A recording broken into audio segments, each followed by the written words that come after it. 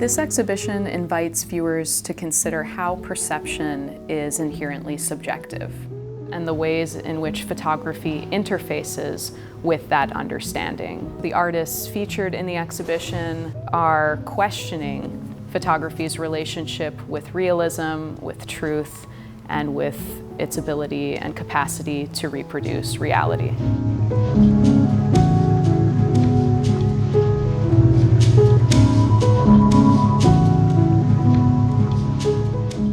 Hello, my name is Lauren Richman. I'm the William and Sarah Ross Soter Senior Curator of Photography here at the Norton Museum of Art.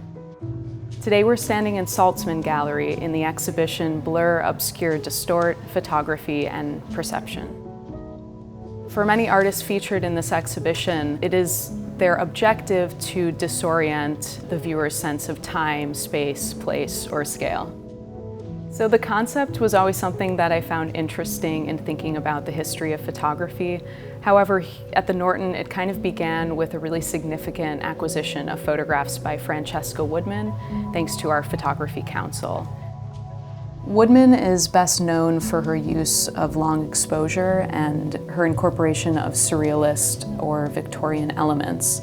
So her pictures often feature blurred or ghostly figures.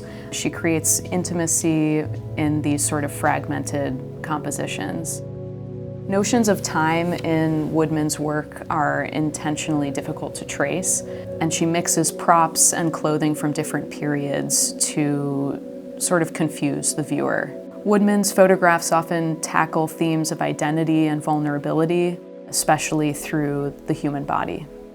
The photograph that's on view features three women standing together holding photographs of Woodman's face in front of their own faces. And the woman on the far right is actually Woodman herself. Christian Boltanski is best known for using found photographs and secondhand objects in his installations, and they often confront absence and loss through references to archival materials. In this series, he sourced portraits of young Jewish children taken in 1939 at a German school.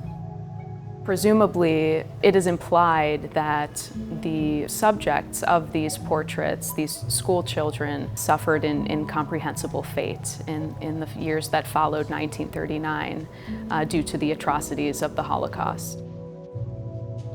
The work is comprised of several rusted biscuit tins that are stacked on top of one another, two close-up blurred gelatin silver prints that are hidden beneath fine mesh screens, and two sort of desk lamps that illuminate those portraits.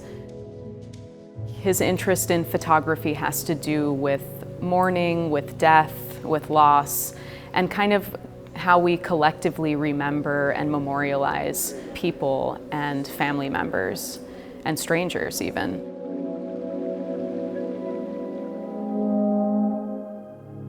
One example of distortion in this exhibition can be found in Richard Moss's 2015 photograph, Girl from the North Country. In this picture, he's using Kodak Aerochrome, a discontinued military-grade analog film, to record the Democratic Republic of Congo.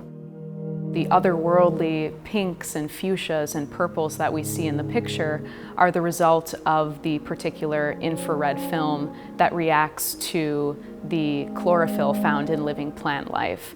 Originally, the film was designed to aid in aerial surveillance during the Second World War. So by turning the landscape pink, it allowed military members to identify enemy encampments that were camouflaged to the human eye. We see something that appears kind of psychedelic, playful, kind of imaginative, when in reality, the landscape of the Democratic Republic of Congo has been in strife for decades.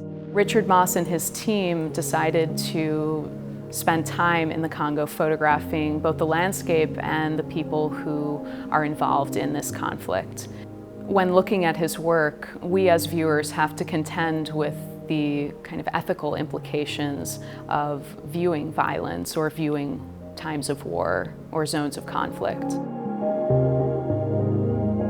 In Christopher Bucklow's series Guests, we see figures that for him were visitors in his dreams, who he terms guests. Bucklow's process takes inspiration from the early history of photography, in particular the camera obscura. If one was to darken a room completely with zero light entering it and cut out a tiny hole, tiny aperture that allows light to pass in, the result would be an upside-down image of the outside world. It's exactly how a camera works, and it's even how our eyes work. Bucklow is creating his own camera obscura, or in essence, a pinhole camera, to create these beautiful ethereal portraits. He sets out by tracing the silhouette of a figure, the figure that has come to him in his mind during his dreams, on a sheet of thick aluminum foil. Bucklow proceeds to poke 25,000 holes into the surface of the aluminum foil to sort of fill in the silhouette of the figure. Using a light-tight box, and in the dark, he places a piece of light-sensitive paper inside this box. He places the aluminum foil silhouette on top, covers it all up, and then he takes it outside into the English landscape after monitoring the placement of the sun in the sky. He removes the board that covers the aluminum foil, which allows light to stream in through each of those 25,000 pinholes in the foil. Each of those dots that are represented in the photographic print are actually an image of the sun itself on that very day.